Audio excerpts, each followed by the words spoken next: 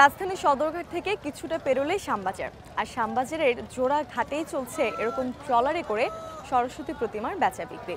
মূলত বিক্রমপুরের শ্রীনগর থেকে কারিগররা এসেছেন বিভিন্ন আকারের বিভিন্ন ডিজাইনের সরস্বতী প্রতিমা নিয়ে বিক্রির উদ্দেশ্যে।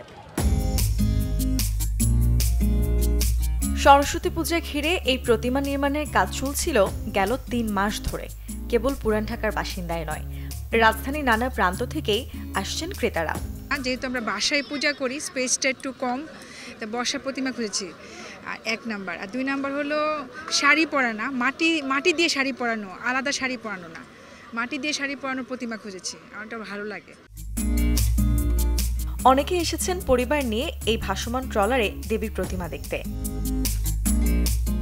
অন্যান্য বছরগুলোর তুলনায় চলতি বছরে বেশ অনেকটাই বেড়েছে প্রতিমার দাম, কমেছে ট্রলারের পরিমাণও। তাই এই বাড়তি দাম নিয়েছে ক্রেতাদের অভিযোগ। কয়েকটা প্রতিমা দেখেছি, একটা প্রতিমা পছন্দ হয়েছে আমাদের, তো প্রতিমাটা নিয়ে এখনো আমাদের দামাদামি হচ্ছে। যদি ওনাদের সাথে মিলে যায় তাহলে আমরা প্রতিমাটা নিব। দামটা হাতের নাগালে নেই। গতবার আমরা যেই প্রাইসে মূর্তি কিনছি এবার সেই প্রাইসে পাচ্ছি না, অনেকটাই বেশি মনে হচ্ছে। কারণ এই মূর্তি আপনার এখন 3000 চাচ্ছে একদম।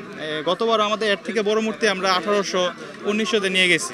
ইনভেস্ট মনে করেন 4 লাখ টাকা, 4 লাখ টাকা কারিগরপত্র আছে 2 লাখ, খরচ আছে 2 লাখ, হ্যাঁ, আবার 20-50 হাজার টাকা থাকে এই আর কি। এই তো অনেক তো এরা তো বুঝতে আসে না। আমাকে তো আরো 2-3 বছর ধরে খরচ গেছে লস দিতে, এই লস এর লিগে দাম বাড়তি। আরো 4-5টা ট্রলার আসে, এবার আপনার 2টা ট্রলার আছে, পোষায় না তো। সাধারণত ছোট আকারের প্রতিমাগুলোর দাম শুরু হয় 800 টাকা থেকে, আর আকার, ডিজাইন এবং কাজ ভেদে কিছু প্রতিমার দাম পড়বে 15,000 টাকা পর্যন্ত। মুর্ছনা ঐশী, চ্যানেল 24, ঢাকা।